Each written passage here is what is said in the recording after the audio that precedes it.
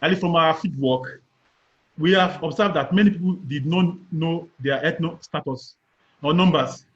What do you think is the way forward?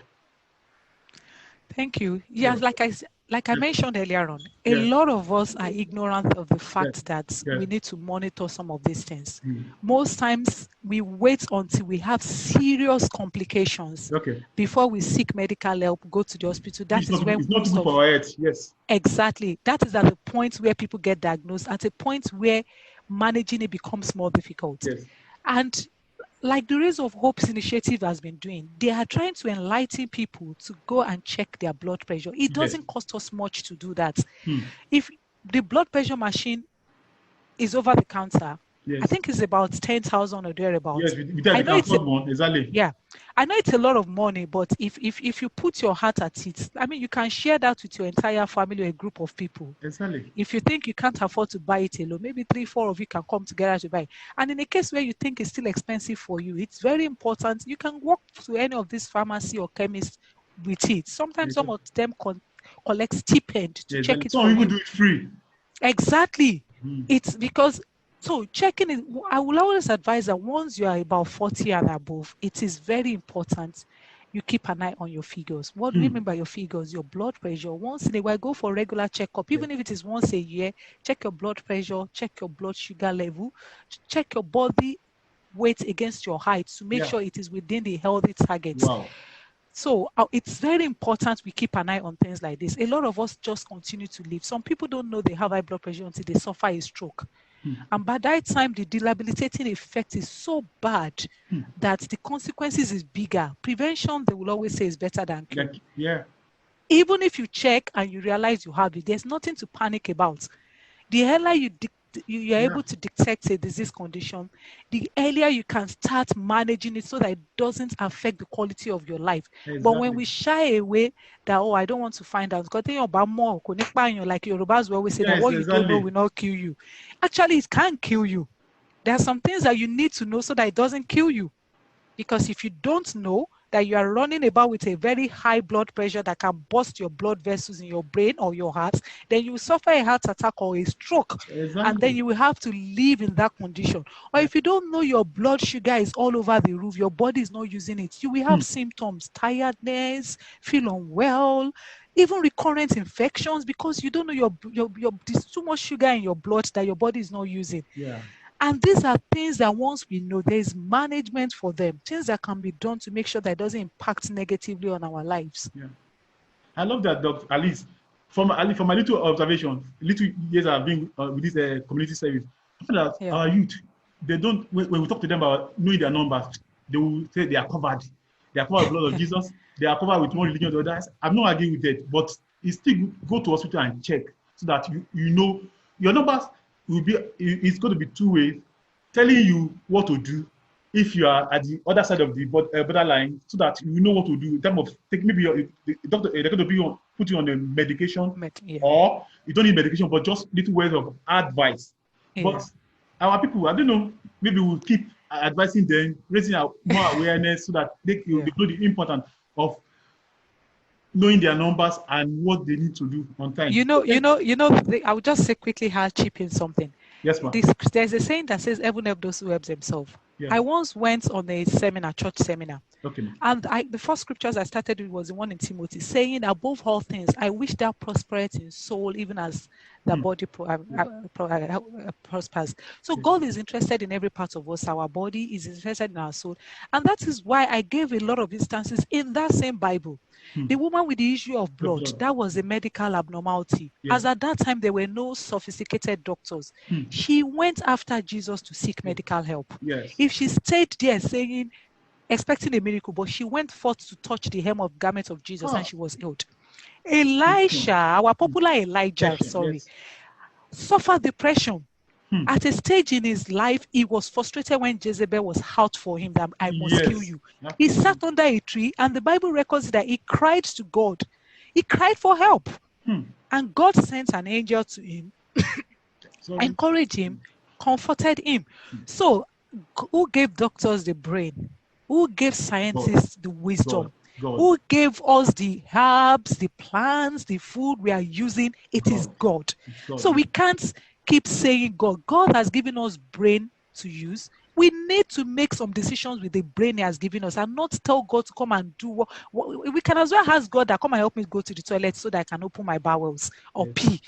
But He has given you the legs to walk with. He's giving you the connected your brain and your bladder so that you know that, oh, I need to wee. If I sit here, I'll pee on myself if I don't go. And then you go straight to the toilet. You don't have to say, God, please help me get this wee inside the toilet. And the same thing, let's not be too spiritual. So we ignore that God Himself has provided some of these things. We don't need to ask Him. He has made them available for us. Yes, sir. So, Doc, thanks, Doc. Thanks for this. In Nigeria, our primary health care is nothing to write home about.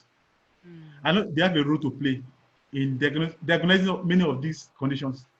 Yeah. What do you think can be done to improve on this at our primary care centers? So with our primary health care, unfortunately, I know that, have worked with the Lagos State government before leaving them. And really what I did was more of the grassroots job. I was what we call the medical officer of health for one of the local governments. Yes. So our job is what you are talking about. We supervise every activity, not only non-communicable diseases. We want to make sure that... that is the first point of this thing for health services. Yeah. For a lot of people in the community, what we call the grassroots people, their first access to care is the primary health care, especially those that can't afford health care in the private sectors. And very importantly, if we fill them at the primary health care level, then we can actually contribute to the burden of these conditions and diseases. And I have observed from experience that sometimes it's a case of personnel not being enough. Sometimes it's a case of lack of understanding, initiative of the problem by the government. When they don't have an in-depth understanding, the support given to this segment in terms of personnel, finances is very little because they don't have an understanding. Wow. The other thing I've realized is, like I said, it's multifactorial. We have the staff not being enough. We have the materials and resources, human resources. That's the part of the staff anyway. Even the equipment people need. Then we also have the lack of enlightenment and awareness of the community. When people are not enlightened, when they are aware, they won't be able to. Each of these local governments is meant to have what we call health educators. Their job and responsibility is to go into the community, educate the people, enlighten them about this condition. If you don't know the danger you're going to face about a condition, you won't seek help. You won't even go and check your figures. Of course. But when you are enlightened, so I think the first thing from the primary health care is increasing awareness and enlightenment. And this is not limited to the people, even the so-called government. They need to be enlightened. If only they understand better. Because the people that suffer these conditions are the productive people in the community. Yes. We don't want able-bodied men and women having stroke or being disabled because of diabetes. And the other thing is also for adequate equipment and provision of resources that is needed to support this. But that notwithstanding, I will always encourage people that don't always leave everything to the government. We have gotten to that stage in our country. Okay, look, if you own your body, you own yourself. Take care of it yourself. Don't wait till somebody comes to prompt you. Exactly. So we need to take some responsibilities as well. And that is why I'm so appreciative of organizations like yours, Rays of Hope initiative. You are not waiting for the government to do it for the people. You've taken that initiative to go into the community, enlighten the people, educate them, which is good. If more of those kind of organizations can come up, it will be very helpful. I remember the first laboratory that we created in my own local government. It was an NGO that gave it to us, Rotary Club. So we can always work together, the community, the government. If you have something that you can give to the primary health care to support them, there's no big deal. Go ahead and do it. Maybe you want to provide your free services, you want to provide your equipment. It's all good. So we can all do it together, really. I think that is just the bit I have to say about that. Thank you so much. Thank you so much. Yeah. Thanks so much. Just, I know you're a very busy person. No, it's all right. But just to make it fast, I will just, this is going to be the last question. Doctor, please, what is your general advice to our people on the issue related to their health? They don't, because I find that they don't care. They just don't care. seen a lot of people have lost friends. I'm not talking about that a friend I saw within 24 hours, they called me that the person dropped dead. So please, what do you think they need to do about their health? So I just want to admonish every one of us today that your health is wealth to you. Trust me, no matter how much millions somebody has in their accounts, if they're not healthy, they can't enjoy life.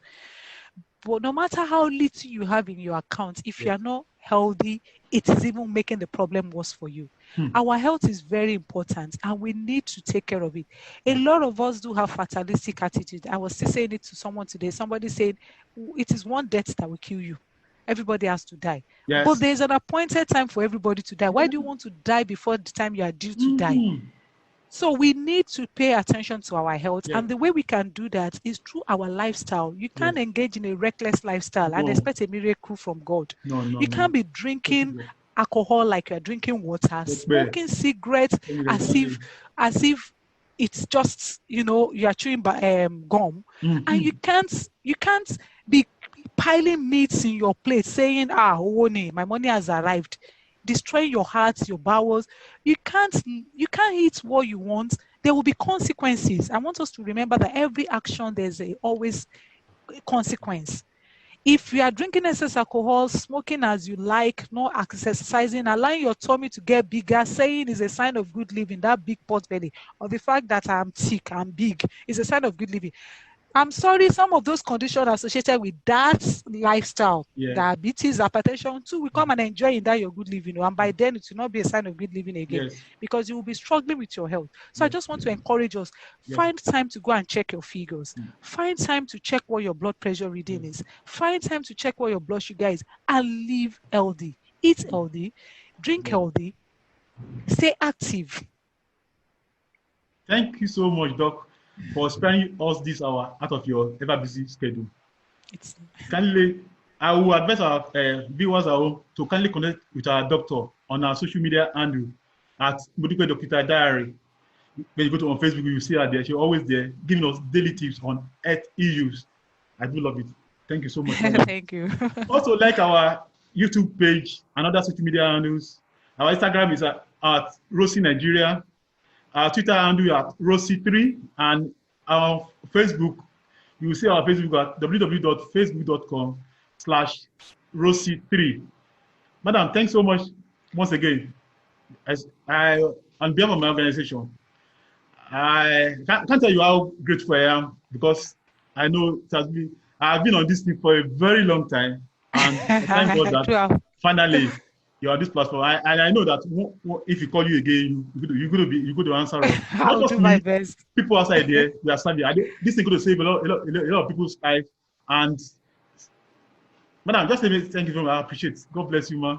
I'm very grateful. I feel highly honored for being invited to this program. Thank you so much, Rays of Hope Initiative.